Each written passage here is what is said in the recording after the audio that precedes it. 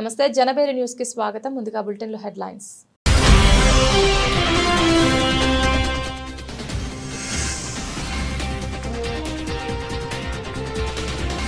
వల్లభనేని వంశీ ప్రధాన అనుచరుడు కొమ్మ కోట్లు అరెస్ట్.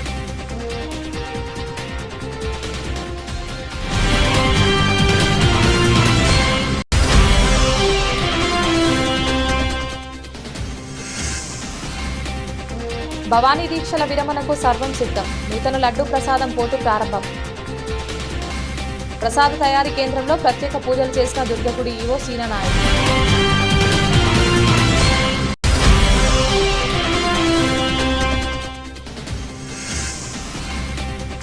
గుడివాడ ప్రజావేదిక కార్యాలయంలో 10.05 లక్షల సీఎంఆర్ఎఫ్ చెక్కుల పంపిణీ.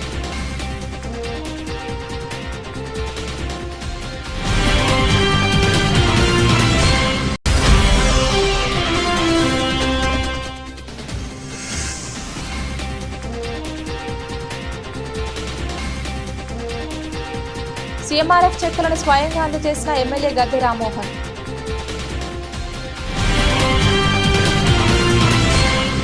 విధ్వంసమైన రాష్ట్ర ఆర్థిక వ్యవస్థను మళ్లీ గాడిలో పెడుతున్నామని ముఖ్యమంత్రి చంద్రబాబు నాయుడు అన్నారు.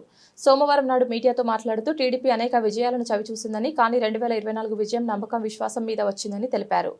సూపర్ 6ను సూపర్ హిట్ చేశామన్నారు. పరీక్ష రాసినప్పుడు పిల్లలు ఎంత టెన్షన్ ఉంటారో తాము అంతే టెన్షన్గా ఉంటామని చెప్పుకొచ్చారు.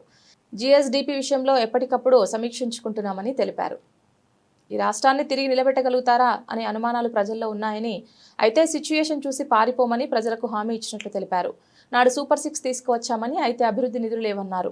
క్యాపిటల్ ఎక్స్పెండిచర్ బాగా తగ్గి అభివృద్ధి లేకుండా పోయిందని వెల్లడించారు. తర్వాత అన్ని వ్యవస్థలను గాడిన పెట్టామన్నారు.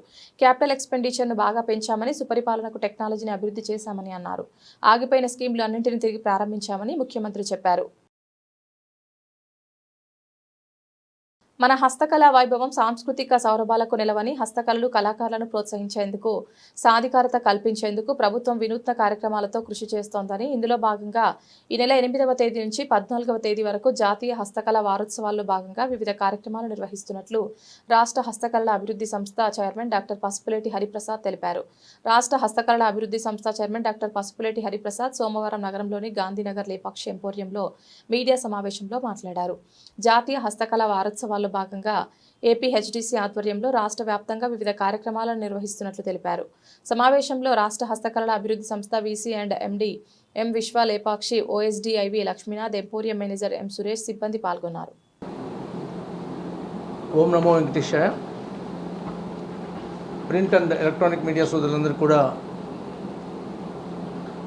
రాష్ట్ర హస్తకళల కార్పొరేషన్ నుండి మీ అందరికి కూడా స్వాగతం పలుకుతున్నాం.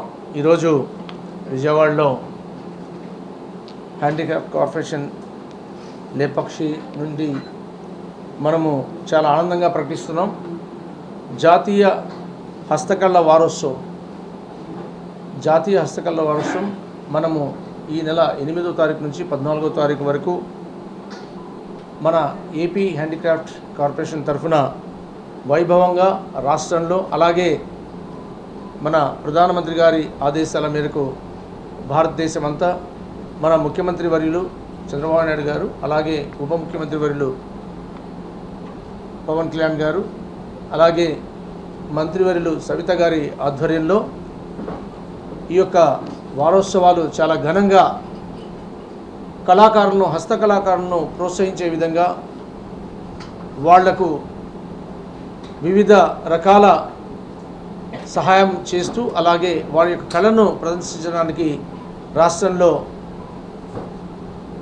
ఏపీ హ్యాండిక్రాఫ్ట్స్ చేతుల మీదుగా చాలా ప్రోగ్రామ్స్ కూడా ఈ వారంలో డిజైన్ చేయబడ్డాయి.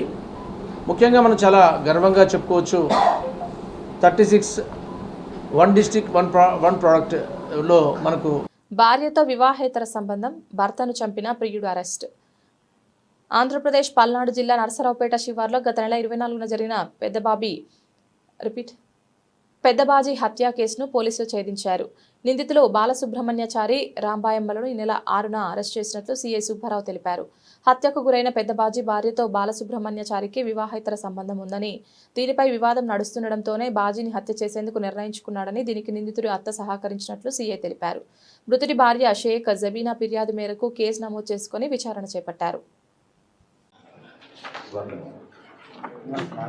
పోయిన నెల 24వ తారీఖు ఉదయం 5:45 నరసరావుపేట నుండి చిలకలూరుపేట వెళ్ళు బాలమోక్షజ్ఞ టీ స్టాల్ ముందు ఈ షేక్ పెదబాజీ అనే అతని హత్య జరిగింది.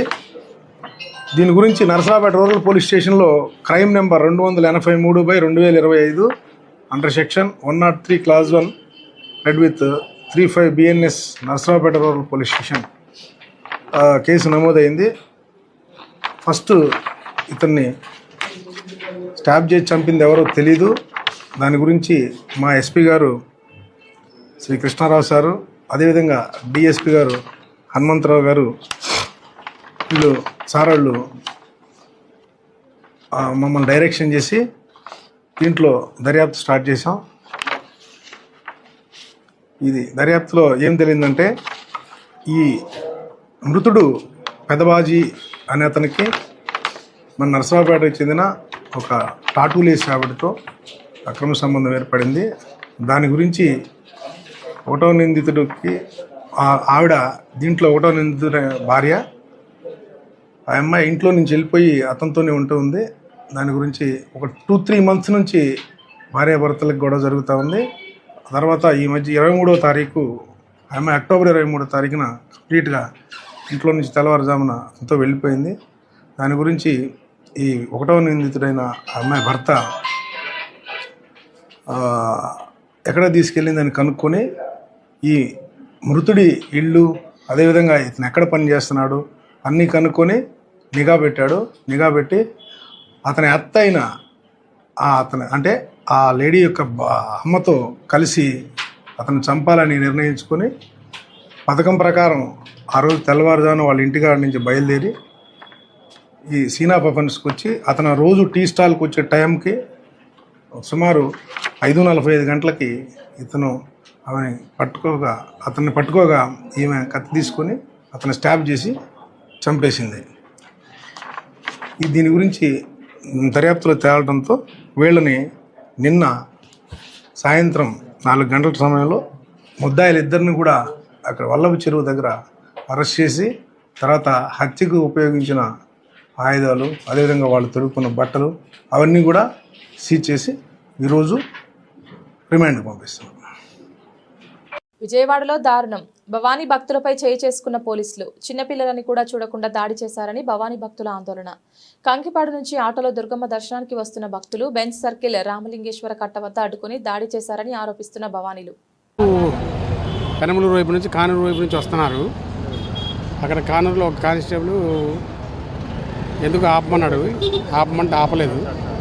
ఆపకుండా ఆటో స్పీడ్గా వస్తూ ఉంటే పడమట కానిస్టేబుల్కి మళ్ళీ ఆ కానిస్టేబుల్ 112 కాల్ అన్నారు, వెరిఫై చేయాలా. వస్తూ ఉంటే ఇక్కడ పడమట బ్లూ కోట్ కానిస్టేబుల్ ఆపాడు. ఆపిన తర్వాత అక్కడ ఏదో అతను మాట్లాడేశాడు. అతను కూడా కొద్దిగా రాసి మాట్లాడినట్టుంది. దాని తర్వాత సరే పంపించేశారు. పంపించిన తర్వాత మళ్ళీ అదే కానూరు కానిస్టేబుల్ మళ్ళీ అగైన్ కృష్ణ కానిస్టేబుల్ ఫోన్ చేసి స్కూల్ బ్రిడ్జ్ దగ్గర ఆపమన్నాడంట. దాని మీద ఆపేసరికి ఇంతలో మన వాళ్ళు, మా ట్రాఫిక్ వాళ్ళు కానివ్వండి, మన లా అండ్ ఆర్డర్ కానీ వచ్చారు. వచ్చిన తర్వాత దాని మీద ఇప్పుడు ఇంతకు ఎంక్వైరీ చేసి చేస్తున్నాం. ఎంక్వైరీ అడిగారు మమ్మల్ని, మీరు వెళ్ళిపోండి మాత, మీరు వెళ్ళిపోండి అన్నారు. మేము భిక్షకి వెళ్ళిపోతున్నాం. మళ్ళీ మీరు ఆపి మళ్ళీ మీరు వాళ్ళకి చెప్తున్నారు కదా, అప్పుడు మేము అబద్ధం చేసినట్ట, మేము మోసం చేసినట్ట, మీరు చెప్పండి స్వామి. సరే ఏమో మరి అలాగే చెప్తున్నారు కదా స్వామి. మరి మీరు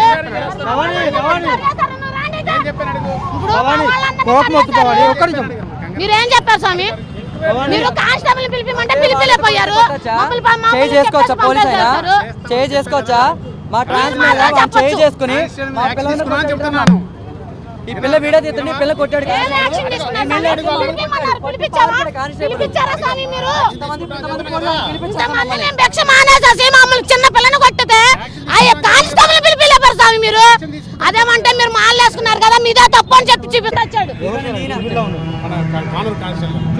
కానూరు కానిస్టేబుల్ గారంట. ఇదిగోండి ఇందులో చూపిస్తున్నారు. అది కాదమ్మా, ఏమో పిల్లలు కొట్టాడు, ఏమో ఫోన్ చేసి అడుగు తాపేస్తున్నాడు. నేనేమన్నా చేశానా? నువ్వు సిద్ధార్థ దగ్గర ఆపావు, పంపించేసేసావు. అక్కడ మాట్లాడారు, పంపించేశారు. బెంచార్గుల దగ్గర మాట్లాడారు, కానిస్టేబుల్ అక్కడ కానిస్టేబుల్ ఎస్ఐ గారు అందరూ మాట్లాడి పంపించేశారు. వచ్చేస్తున్నాం. మళ్ళీ పోలీసులు ఫోన్ చేసి భవానీలు వస్తున్నారు, ఆఫ్ చేసేసేయండి వాళ్ళని, పలానా దగ్గర ఆఫ్ చేసేయండి భవానీలు వస్తున్నారని మాకు వాళ్ళ ఫోన్ చేసి మమ్మల్ని ఆఫ్ చేయాల్సిన అవసరం ఏంటి? మమ్మల్ని ఆఫ్ చేయాల్సిన అవసరం ఏంటి? ఊరుకో, ఇది ఎక్కడికి తీసుకెళ్ళండి అక్కడికి తీసుకెళ్తాం. నా పేరు శ్రీకాంత్, నేను బజరంగ్ దళ్. దీన్ని మాత్రం ఊరుకునే ప్రసక్తి లేదు. ప్రతి చోట ఇదే జరుగుతుంది. ఎంతవరకు ఊరుకోవాలి? ఏమైనా అడ్డగించారా? ఏమైనా ట్రాఫిక్ ఇబ్బంది చేశారా? ఏమీ చేయలేదు కదా. చేయనప్పుడు ఎందుకు దాడి చేయాలి? ఇది చాలా తప్పు. దీని మాత్రం ఒప్పుకునేది లేదు. మనిషా పశువా? పిల్లల్ని కొట్టండి, మనిషా పశువా? కంప్లైంట్ తీసుకోండి, సస్పెండ్ చేయండి గ్యారంటీగా. మా ఊరు గారు చెప్తున్నాం. స్వామి పెనాల్టీల జీవో 21 ని రద్దు చేయాలని, సంక్షేమ బోర్డు ఏర్పాటు చేయాలని, భారీగా పెంచిన ఫిట్నెస్ ఫీజు ఉత్తర్వులతో పాటు 4 లేబర్ కోడ్స్ రద్దు చేయాలని ఏపీ ప్రగతిశీల ఆటో మోటార్ వర్కర్స్ ఫెడరేషన్ రాష్ట్ర అధ్యక్షులు కె పొలారి కూటమి ప్రభుత్వాన్ని డిమాండ్ చేశారు. ప్రభుత్వం తక్షణం స్పందించాలని, లేని పక్షంలో మోటార్ ట్రాన్స్పోర్ట్ కార్మిక సంఘాలతో ఆందోళన చేపడతామని హెచ్చరించారు. ప్రగతిశీల ఆటో కార్మిక సంఘం ఆధ్వర్యంలో ప్రెస్ క్లబ్లో మీడియా సమావేశం నిర్వహించడం జరిగింది. ఈ సమావేశంలో ఏపీ ప్రగతిశీల ఆటో మోటార్ వర్కర్స్ ఫెడరేషన్ రాష్ట్ర అధ్యక్షులు కె పొలారి పాల్గొని మాట్లాడుతూ కేంద్ర రాష్ట్ర ప్రభుత్వాల తప్పుడు విధానాలతో ఇప్పటికే రవాణా రంగం దెబ్బతింటుందన్నారు. ఈ రంగంపై ఆధారపడ్డ వారి జీవన పరిస్థితులు దిగజారిపోయాయన్నారు. జీవో 21 ద్వారా 10 రెట్లు పెనాల్టీలు పెంచారని, ఈ పరిస్థితుల్లో మూలిగే నక్కపై తాటికాయ పడ్డ చందంగా కేంద్ర ప్రభుత్వం GSR 850 ఈ ద్వారా పాత వాహనాల ఫిట్నెస్ చలానాలను భారీగా పెంచారన్నారు. కుటుంబ ప్రభుత్వం ఎన్నికల హామీలను భాగంగా జీవో నెంబర్ 21 ని రద్దు చేస్తామని ఇచ్చిన హామీని ఇంతవరకు అమలు చేయలేదన్నారు. ఇప్పటికైనా ప్రభుత్వం స్పందించి సత్వర చర్యలు తీసుకోవాలన్నారు. లేని పక్షంలో అన్ని మోటార్ ట్రాన్స్పోర్ట్ కార్మిక సంఘాలతో పెద్ద ఎత్తున ఆందోళన చేపడతామన్నారు. ఈ సమావేశంలో ప్రగతిశీల ఆటో కార్మిక సంఘం అధ్యక్షుడు డి శ్రీనివాసరావు, ప్రధాన కార్యదర్శి CH పెద్దిరాజు, నాయకులు బి శ్రీధర్ బాబు, వై అప్పారావు తదితరులు పాల్గొన్నారు. నా పేరు కె పోలారి, IFTU. కేంద్ర రాష్ట్ర ప్రభుత్వాలు కార్మికుల మీద దాడి చేస్తూ ఉన్నాయి. 450 కోట్లు పెడితే వాళ్ళ కార్మిక చట్టాన్ని రద్దు చేస్తూ ఉన్నాయి. మరో పక్కన రవాణా రంగం మీద విపరీతంగా దాడులు చేస్తూ ఉన్నారు. గతంలో 789 జీవో ద్వారా విపరీతంగా చలానాలు పెంచేశారు, పెనాల్టీలు పెంచేశారు. ఇప్పుడు తిరిగి మళ్ళీ బ్రేక్ చలానా, ఫిట్నెస్ చలానా ఫీజులు పెంచుతూ జీవో జారీ చేశారు 850. అంటే ఒక పక్కన 21 జీవో ద్వారా ఇప్పటికే మేము ఇబ్బందులు పడతా ఉన్నాం. విపరీతంగా పెనాల్టీలు ఉన్నాయి, భారాలు ఉన్నాయి, అవి తగ్గించాలని కోరుతా ఉన్నాం. చంద్రబాబు గారు ఎందుకు ముందు హామీ ఇచ్చారు, అధికారానికి వస్తే 21 జీవో తీసేసి సవరిస్తాం, తగ్గిస్తామని చెప్పారు. వాళ్ళు అధికారానికి వచ్చాక ఇప్పటి వరకు చేస్తాం అంటారు, చేయట్లేదు. మరో పక్కన మళ్ళీ దానికి తోడుగా మళ్ళీ సగన పెంచుతూ ఫిట్నెస్కి జీవో వచ్చింది. ఆటోకి సంబంధించి 15 సంవత్సరాల వయసు ఉన్న ఆటోకి 3,500 రూపాయలు, 20 సంవత్సరాలు దాటితే 7,000 రూపాయలు చలా వేస్తూ ఉన్నారు.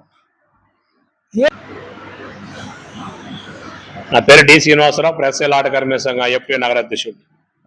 ఈరోజు రవాణా రంగాన్ని కాపాడాల్సినటువంటి రాష్ట్ర ప్రభుత్వాలు కాపాడకపోగా అనేకమైనటువంటి భారాలు మోపేసి రవాణా రంగాన్ని మొత్తం నిర్వీర్యం చేసే పద్ధతిలోనే ఈ కేంద్ర రాష్ట్ర ప్రభుత్వాల వైఖరి ఉంది. నిన్నగాక మొన్న ఫిట్నెస్ ఛార్జీలు వేల రూపాయలు పెంచేసి ఏ అయితే పాత వాహనాలు ఉన్నాయో అవి రద్దు చేయమని చెప్పలేక ఢిల్లీలో కాలుష్యం పెరుగుతూ ఉంది. మొత్తం దేశవ్యాప్తంగా ఢిల్లీ నగరాలు చేయాలని చెప్పేసిన దాంతో ఎలక్ట్రికల్ వెహికల్ తోటి ప్రభుత్వాలు ఒప్పందం కూర్చుకొని సూట్ కేసులు తీసుకొని ఈ విధమైనటువంటి జీవోలు ఇచ్చేసి రవాణా రంగం మీద భారాలు మోపుతా ఉన్నటువంటి పరిస్థితి ఉన్నది. మరి అధికారులు రాకముందు చంద్రబాబు నాయుడు అనేక హామీలు ఇచ్చున్నాడు, ఆటో మోటార్ కార్మికులు కూడా హామీలు ఇచ్చున్నాడు. మరి గత ప్రభుత్వంలో ఉన్నటువంటి పథకాల పేర్లు అన్ని మార్చేసి 21 జీవో అనేటువంటిది ఎందుకు మార్చలేదు, అది నిలుపుదల చేస్తారని చెప్పి రద్దు చేస్తారని చెప్పినటువంటి పెద్ద మనిషి ఈ రోజు వరకు ఎందుకు రద్దు చేయాలని చెప్పేసి కూడా మీ మీడియా ద్వారా ప్రభుత్వాన్ని హెచ్చరిక చేసుకున్నాం. అదేవిధంగా సంక్షేమ బోర్డు ఏర్పాటు చేస్తా ఉన్నాడు. అక్టోబర్ 4వ తారీఖున వాహన మిత్ర పథకంలో డబ్బులు వేసినప్పుడు కూడా ఆయన స్వయంగా విజయవాడలోనే చెప్పడం జరిగింది. ఈ రోజుకి 2 నెలలు అయ్యింది, అయినా కానీ ఆ ఊసు లేదు, కనీసం అపాయింట్మెంట్ ఇచ్చే పరిస్థితి లేదు. మా సమస్యలు చెప్పుకుందామని చెప్పేసి అని అధికారి దగ్గర పోయినా కానీ స్పందించే పరిస్థితి లేదు. గత ప్రభుత్వంలో ఈ చలానాలతోటి ఫోటో కేసులు తీసేసి ఒక వాహనం మీద ఆల్ వెహికల్ 2 వీలర్ నుంచి లారీల వరకు కూడా విపరీతమైనటువంటి ఫోటో కేసులు వేల రూపాయలు ఉన్నాయి. ఆయన రద్దు చేయమని చెప్పి గత ప్రభుత్వంలో మేము అనేక వల్లభనేని వంశీ ప్రధాన అనుచరుడు కొమ్మాకోట్లును పోలీసులు అరెస్ట్ చేశారు. సత్యవర్ధన్ కిడ్నాప్ కేసులో 7 నిందితుడిగా కొమ్మకోట్లు ఉన్నారు. అంతేకాకుండా గన్నవరం టీడీపీ కార్యాలయంపై దాడి కేసులను ప్రమేయం ఉందని పోలీసులు భావిస్తున్నారు. కొంతకాలంగా అజ్ఞాతంలో ఉన్న కోట్లను పోలీసులు పట్టుకున్నారు. గన్నవరం మాజీ ఎమ్మెల్యే వైసీపీ నేత వల్లభనేని వంశీకి ప్రధాన అనుచరుడైన కొమ్మ కోట్లను పోలీసులు ఎట్టకేలకు అదుపులోకి తీసుకున్నారు. సంచలనం సృష్టించిన సత్యవర్ధన్ కిడ్నాప్ కేసులో 7 నిందితుడిగా ఉన్న కోట్లు గత కొంతకాలంగా అజ్ఞాతంలో ఉంటూ పోలీసులకు చిక్కకుండా తప్పించుకు తిరుగుతున్నాడు. కోట్ల ఆచూకీపై పక్కా సమాచారం అందుకున్న పటమట పోలీసులు ప్రత్యేక బృందాలను రంగంలోకి దింపి అతన్ని అరెస్ట్ చేశారు. సత్యవర్ధన్ బెదిరించి కిడ్నాప్ చేసిన వ్యవహారంతో పాటు గన్నవరం టీడీపీ కార్యాలయంపై జరిగిన దాడి కేసులో కూడా కోట్లు నిందితుడిగా ఉన్నట్లు పోలీసులు తెలిపారు. ఈ 2 కీలక కేసుల్లో అతని పాత్రపై లోతుగా విచారణ జరుపుతున్నామని పేర్కొన్నారు. ప్రస్తుతం కోట్లను అదుపులోకి తీసుకున్న పోలీసులు ఇవాళ అరెస్టును అధికారికంగా నమోదు చేసి కేసుల వివరాలను మీడియాకు వెల్లడించే అవకాశం ఉంది. ఇదే కిడ్నాప్ కేసులో గతంలో వల్లభనేని వంశీ కూడా అరెస్ట్ కావడం, అనారోగ్య కారణాలతో జైల్లో ఇబ్బందులు ఎదుర్కొని ఆ తర్వాత విడుదల కావడం తెలిసిందే. పవిత్రమైన భవానీ దీక్ష విరమణ మహోత్సవాలను పురస్కరించుకొని లడ్డూ ప్రసాదం పోటు తయారీకి ఉద్దేశించిన నూతన ప్రసాదం తయారీ కేంద్రాన్ని సోమవారం దుర్గగుడి ఈవో సీనానాయక్ ప్రారంభించారు. నూతన లడ్డూ ప్రసాదం పోటు తయారీ కేంద్రంలో దేవస్థానం కార్యనిర్వహణాధికారి వికే సీనానాయక్ కొబ్బరికాయ కొట్టి ప్రత్యేక పూజా కార్యక్రమాలతో వంటశాలను ప్రారంభించారు. సందర్భంగా ఆలయ స్థానాచార్యులు వి శివప్రసాద్ అర్చక బృందం వేద మంత్రోచ్చారణలతో ప్రత్యేక పూజలు నిర్వహించారు. భవానీ భక్తులకు నాణ్యమైన రుచికరమైన లడ్డూ ప్రసాదాన్ని అందించాలనే లక్ష్యంతో ఈ నూతన ఏర్పాట్లు చేసినట్లు అధికారులు తెలిపారు. భవానీ దీక్ష విరమణ సమయంలో లక్షలాదిగా తరలి వచ్చే భక్తులకు నిరంతరం ప్రసాదం పంపిణీ చేయడానికి వీలుగా లడ్డూ ప్రసాదం పోటు తయారీ కేంద్రం సిద్ధం చేశారు. ఇంద్రకిలాద్రిపై ఉన్న దుర్గామల్లేశ్వర స్వామివారి దేవస్థానంలో రాష్ట్ర వ్యాప్తంగా ఇతర సన్నత రాష్ట్రాల్లో కూడా భవానీ దీక్షను తీసుకున్న భక్తులు ప్రతి సంవత్సరం మార్గశిర మాసంలో దీక్షా విరమణ చేయటం ఆనవాయితీగా వస్తుంది. అనేక దశాబ్దాలుగా ప్రతి సంవత్సరం కూడా ఈ భవానీ దీక్షాపరుల సంఖ్య పెరుగుతూ ఉంది. అందువల్లనే గతంలో ఒక రోజునే ఉండే ఈ దీక్షా విరమణ కార్యక్రమాన్ని 6 రోజులకు పొడిగించడం జరిగింది. ఈ నెల అంటే డిసెంబర్ 19వ తేదీ నుంచి ఈ సంవత్సరం దీక్షా విరమణ ఉత్సవాలు, భవానీ దీక్షా విరమణ ఉత్సవాలు ప్రారంభం కానున్నాయి. 4 రోజులు కూడా జరగడం ఉన్నాయి. ఈ సందర్భంగా దాదాపు అన్ని రోజుల్లోనూ కలిసి దాదాపు 5 లక్షల మంది పైగా దీక్షాపరులు వచ్చి దీక్ష విరమణ కోసం ఇక్కడికి వస్తారని అంచనా వేసి దానికి అనుగుణంగా జిల్లా యంత్రాంగం, అమ్మవారి ఆలయం కర్తల మండలి, అదేవిధంగా ఈవో గారు, ఇంజనీరింగ్ సిబ్బంది యొక్క అధికారులు అందరూ కూడా సమన్వయంతో ఏర్పాట్లు చేస్తూ ఉన్నారు. ఇప్పటికే దాదాపుగా ఏర్పాట్లు 70% పూర్తిగా వచ్చినాయి. ఇంక రాబోయే 3 రోజుల్లోనూ అన్నీ కూడా ఏర్పాట్లు పూర్తి చేసి 48 గంటల ముందే అన్ని పూర్తి సన్నద్ధత ఉండాలని ఆదేశించడం జరిగింది. అదేవిధంగా వేగంగానే ఈ ఏర్పాట్లన్నీ కొనసాగుతూ ఉన్నాయి. ఈ సందర్భంగా జిల్లా కలెక్టర్ గారు, అదేవిధంగా పోలీస్ కమిషనర్ గారు, ఈవో గారితో సమన్వయం చేసుకుంటూ ఏర్పాట్లన్నీ పర్యవేక్షిస్తూ వారి సూచనలు ఇస్తూ ఉన్నారు. దానికి అనుగుణంగా ఇక్కడ దేవస్థానం సిబ్బంది కూడా ఏర్పాట్లు చేస్తూ ఉన్నారు. గతంలో జరిగిన గత దసరా శరవనవరాత్రి ఉత్సవాల మాదిరిగానే భక్తులెవ్వరికీ కూడా ఎటువంటి ఇబ్బంది లేకుండా ఇంత తీవ్రంగా ఈ ఉత్సవాన్ని నిర్వహించాలని సిబ్బందిని ఆదేశించడం జరిగింది. అదేవిధంగా ఈ ఏర్పాటును పరిశీలించి అవసరమైన సూచనలు, సలహాలు ఇవ్వడం కోసం ఈరోజు రావడం జరిగింది. అదే రకంగా వివిధ జిల్లాల నుంచి దేవాదాయ శాఖ నుంచి ప్రత్యేక సిబ్బందిని కూడా ఇక్కడ డెప్యుటేషన్ వేయడం జరిగింది. కొంతమంది సిబ్బందిని, కొంతమంది అధికారులని, అదేవిధంగా ఇంజనీరింగ్ సిబ్బందిని కూడా ఇక్కడ విజయవాడ కార్యనిర్వహణాధికారికి సహాయ సహకారాలు అందించడం కోసం ప్రత్యేకంగా తగినంత మంది దేవాదాయ శాఖ సిబ్బందిని కూడా డిప్యూట్ చేయడం. ప్రత్యేక శ్రద్ధతో గత దసరా ఉత్సవాల మాదిరిగానే ఈ భవానీ దీక్షా విరమణ ఉత్సవాన్ని కూడా తీవ్రంగా నిర్వహించాలని మా శాసన సార్ లడ్డు కౌంటరు ఇక్కడి నుంచి తయారు చేస్తారు లడ్డు. ఇప్పుడు కొత్తగా ఇక్కడ పెట్టారు. మెజార్టీ ఇక్కడ ఏమన్నా ఇక్కడ ఎక్స్టర్నల్ అవసరం అయితే ఆ కౌంటర్ కూడా ఉపయోగించుకుంటారు. ఎక్స్టర్నల్గా ఇంకా 2 పెట్టారు. ఎక్కువగా మెజార్టీ ప్రొడక్షన్ ఎక్కడే ఉంది. దూర ప్రాంతాల నుంచి భవానీలకు ఎలాంటి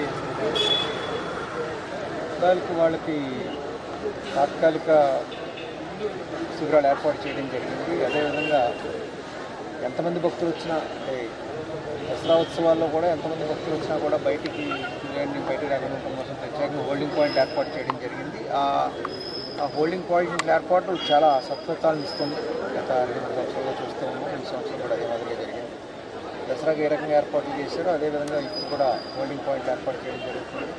అదేవిధంగా కేసు కళ్ళను కూడా ప్రత్యేక కౌంటర్లు ఏర్పాటు చేయడం జరుగుతుంది. ప్రసాదాల కౌంటర్లు ప్రత్యేకంగా అన్ని రకాల ఎంట్రీ పాయింట్ ప్రవేశ మార్గం దగ్గర అదనపు కౌంటర్ ప్రత్యేకంగా ఏర్పాటు చేయడం జరుగుతుంది. అదేవిధంగా ఇప్పుడు స్కూళ్ళు పెప్పర్ స్టాండ్లు అవి కూడా తాత్కాలికంగా అదనంగా ఏర్పాటు చేయడం జరుగుతుంది. మంచినీటి వసతి అదేవిధంగా తాత్కాలిక మరుగుదొడ్లు ఇవన్నీ కూడా అదనంగా తగిన స్థితిలో ఏర్పాటు చేయడం జరుగుతుంది. సార్ ఘాటాల దగ్గర ఎలాంటి ఏర్పాట్లు చేస్తారు సార్? స్నానాలు చేయడానికి భవానీ స్నానాలు చేయడానికి కానీ బట్టలు భవానీ బట్టలు ఏదైతే ఉన్నాయో వాటి దగ్గర రెగ్యులర్గా ఘాట్లో స్నానం చేయడంతో పాటు చలి స్నానం కూడా ఏర్పాటు చేస్తారు. అదేవిధంగా అదనపు పారిశుద్ధ్య సిబ్బందిని తగినంత సంఖ్యలో నియమించుకోమని చెప్పడం జరిగింది. దీక్షాగారం వస్త్రాలు కానీ ఇప్పటికప్పుడు వెంటనే తొలగించేలా ప్రత్యేక శ్రద్ధతో పారిశుద్ధ్య విషయంలో పూర్తి స్థాయిలో సమర్థంగా ఉండాలని చెప్పడం జరిగింది. దాని మీద ప్రత్యేక శ్రద్ధ వహించడం జరుగుతుంది. ఈసారి గౌరవ ముఖ్యమంత్రి గారు పారిశుద్ధ్యం విషయంలో చాలా ప్రత్యేక శ్రద్ధ వహించాలని పదే చెప్పడం జరుగుతుంది. దాని ప్రకారం కూడా పారిశుద్ధ్యం తగినంతగా ఏర్పాటు చేసుకుంటారు. ఎప్పటికప్పుడు సార్ ప్రత్యేకంగా భక్తులు పెరుగుతున్నారు. హోమగుండాలు పెంచే అవకాశం ఉందా? ఎన్ని హోమగుండాలు ఏర్పాటు చేశారు? హోమగుండాలు ఈసారి 3 హోమగుండాలు ఏర్పాటు చేయడం జరిగింది. ప్రతి సంఖ్యలో ఏర్పాటు చేయడం జరిగింది. తగినంత అంటే గతంలో అనుభవం బట్టి 3 సరిపోతాయని ఇంజనీరింగ్ సిబ్బంది చేయడం జరిగింది. అంటే భక్తులు పెరిగితే పెంచే అవకాశం ఉంది. అవసరమైతే పెంచడం వెంటనే చర్యలు తీసుకోవడం జరుగుతుంది. భక్తులకు ఇబ్బంది రాకుండా జరగడం అనేది ప్రధాన లక్ష్యం. ఆ లక్ష్యానికి అనుగుణంగానే అందరూ పనిచేయడం జరుగుతుంది. అప్పటికప్పుడు ఏ అవసరమైన ఏర్పాట్లు అవసరమో అప్పటికప్పుడు చేసుకోవడం కూడా జరుగుతుంది. అందుకు సంబంధంగా ఉండమని చెప్పడం జరుగుతుంది. సార్ దూర ప్రాంతాల నుండి దసరాలో లాగా ఏమైనా ప్రత్యేక ఏర్పాట్లు ఏమైనా ఉండబోతున్నాయి? ఉంటాయండి. మజ్జిగ పాలు అవసరం మేరకు తప్పనిసరిగా ఉంటుంది. సార్ భవానీ ఎండ వచ్చే సమయానికి ఖచ్చితంగా ఏర్పాటు అంటే మంచి గురు భవానీలకి ఒక యాప్ క్రియేట్ చేసి రిజిస్టర్ చేసుకున్నాం. రిజిస్టర్ అవుతుంది ఎంతవరకు అయింది సార్?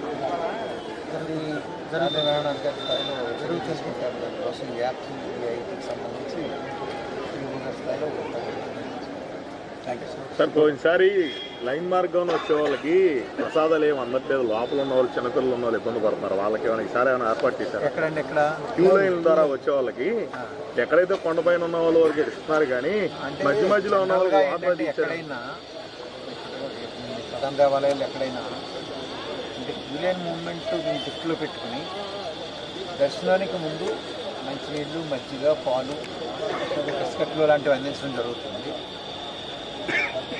ప్రసాదం మటుకు దర్శనం అయిన తర్వాతే వితరణ చేయడం జరుగుతుంది. ఇచ్చేతండి క్యూ లైన్ మూమెంట్కి ప్రభావితం అవుతుంది. ప్రసాదం డిస్ట్రిబ్యూషన్ అనేది ముందుగా దర్శనానికి ముందు ఏర్పాటు చేస్తే క్యూ లైన్ మూమెంట్ స్లో అయిపోతుంది. భక్తులు ఎక్కువ సంఖ్యలో ఉన్నప్పుడు చిన్నపిల్లలు వస్తున్నారు కదా సార్, వాళ్ళకి కొంచెం లేట్ అవుతుంది. చిన్నపిల్లల కంటే పాలు ఏర్పాటు చేస్తారు. పాలు బిస్కెట్లు తప్పనిసరిగా ఏర్పాటు చేస్తారు. అది పోయినసారి కొంత ఇబ్బంది అయింది. కొంచెం ఫ్యాన్లు కూడా మధ్య మధ్యలో ఉండలేదు. అంటే ఆంధ్రాలో ఇంకా మేము ఆ ప్రమాణాలు పెంచమని చెప్పడం జరుగుతుంది. అది కాకుండా ముఖ్యమంత్రి గారి స్థాయిలో కూడా ప్రత్యేకంగా కొన్ని నిర్ణయాలు జరుగుతూ ఉన్నాయి భక్తుల సౌకర్యాల విషయంలో. అంటే గతంలో బాగానే చేసామా లేదా అన్నది ఇప్పుడు ఒక్క భక్తుడు కూడా ఇబ్బంది పడకూడదు అన్నది లక్ష్యం. ఒక్క భక్తుడు కూడా ఇబ్బంది పడకూడదు అన్న లక్ష్యంతో పనిచేయడం జరుగుతుంది అందరూ కూడా.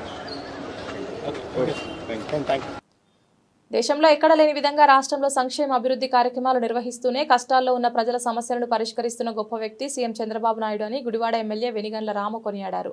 సమర్థుడైన నాయకుడు ఉంటే రాష్ట్రం ఎలా ఉంటుందనడానికి ఆయన పాలన నిదర్శనమన్నారు.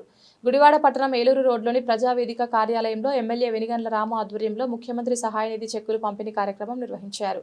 సందర్భంగా నియోజకవర్గ పరిధిలోని 20 బాధిత కుటుంబాలకు మంజూరైన 10.05 లక్షల సీఎంఆర్ఎఫ్ చెక్కులను కూటమి నేతలతో కలిసి ఎమ్మెల్యే రాము బాధితులకు అందజేశారు. ఈ కార్యక్రమంలో Janasena incharge Booragadda Srikanth, market yard chairman Chatragadda Ravikumar, Gudivada TDP అధ్యక్షుడు దింట్యాల రాంబాబు, టీడీపీ నాయకులు పాన్రాజు సాంబయ్య, మల్లిపెద్ది సుబ్రహ్మణ్యం, ముల్లపూడి రమేష్ చౌదరి, కర్రె వెంకటగిరి, పోట్లూరు కృష్ణారావు, పోలాసి ఉమయ్య, కంచర్ల సుధాకర్, రామినేని వేణుబాబు, నిమ్మగడ్డ సత్యసాయి, గోకవరపు సునీల్, ఏసుపాదం, సింగాల రాధాకృష్ణ, బొంబాయి సీను, జనసేన నాయకులు సందు పవన్, కొదమల గంగాధర్, పలువురు కూటమి నాయకులు పాల్గొన్నారు. ముఖ్యమంత్రి సహాయ నిధి అనేది చాలా గొప్ప కార్యక్రమమని, వేల మందికి 100 కోట్ల రూపాయలను వైద్య సహాయానికి కూటమి ప్రభుత్వం మంజూరు చేస్తోందని తూర్పు నియోజకవర్గ ఎమ్మెల్యే గద్దె రామ్మోహన్ చెప్పారు. సోమవారం ఉదయం తూర్పు నియోజకవర్గ పరిధిలోని 21వ డివిజన్ కృష్ణలంక సత్యం గారి హోటల్ దగ్గర వైద్య సహాయం నిమిత్తం ముఖ్యమంత్రి సహాయ నిధి ద్వారా 30 మందికి మంజూరైన 36,64,880 విలువైన చెక్కుల పంపిణీ కార్యక్రమం జరిగింది. తూర్పు నియోజకవర్గ ఎమ్మెల్యే గద్దె రామ్మోహన్ హాజరై లబ్ధిదారులకు స్వయంగా చెక్కులు అందజేశారు. ఇదే కార్యక్రమంలో తాడిశెట్టి సోముకి వైద్య ఖర్చుల నిమిత్తం 10,000, 19వ డివిజన్ చెందిన తెలుగుదేశం పార్టీ కార్యకర్త పేరుపోగు రవి మరణించడంతో వారి కుటుంబ సభ్యులకు గద్దె రామ్మోహన్ 25,000 ఆర్థిక సహాయం చేశారు. సందర్భంగా ఎమ్మెల్యే గద్దె రామ్మోహన్ మాట్లాడుతూ ముఖ్యమంత్రి సహాయ నిధి అనేది చాలా గొప్ప కార్యక్రమమని తెలిపారు. ఈ పథకం పేదలకు ఆర్థికంగా అండగా ఉండే మంచి కార్యక్రమమని చెప్పారు.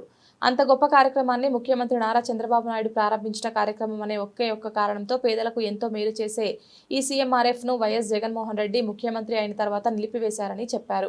ఈ కార్యక్రమంలో గోరిపర్తి నామేశ్వరరావు, కొర్ర అప్పన్న, వేములపల్లి రంగారావు, కొవ్వూరి కిరణ్, అడప నాగేంద్ర, రత్నం రమేష్, మైలమూరు పీరుబాబు, కేశనం శివ, భావనారాయణ, పెరుమల్ల గురునాథం, నిమ్మల జ్యోతిక, మండల మల్లేష్, కోడూరి పవన్, వేముల భవానీ, ఇతర డివిజన్ల అధ్యక్షులు, కార్యకర్తలు తదితరులు పాల్గొన్నారు.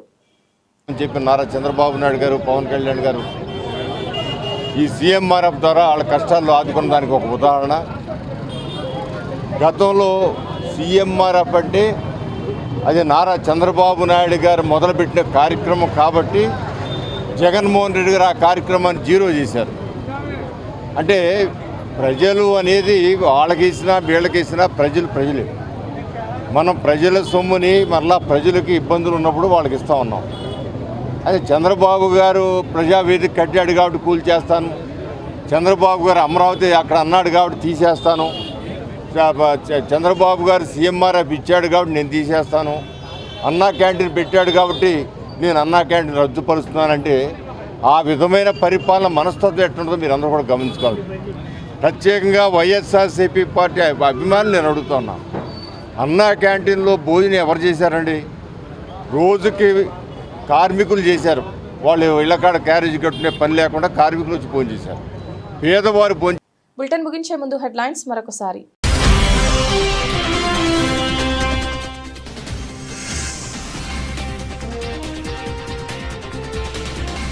వల్లభనేని వంశీ ప్రధాన అనుచరుడు కొమ్మ కోర్టు అరెస్ట్.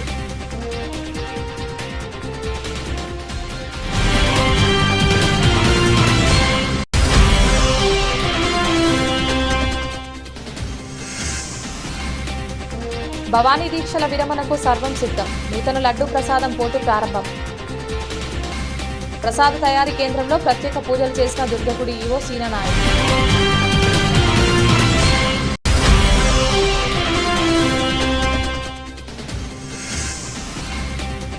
గుడివాడ ప్రజావేదిక కార్యాలయంలో 10.05 లక్షల సీఎంఆర్ఎఫ్ చెక్కుల పంపిణీ.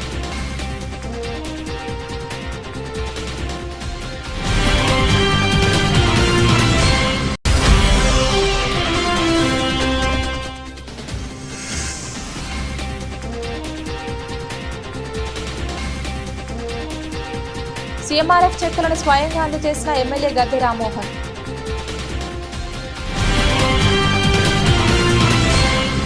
ఇది ఇవాల్టి బులెటిన్. తిరిగి మరొక బులెటిన్లో మళ్ళీ కలుద్దాం. అంతవరకు సెలవు. నమస్కారం.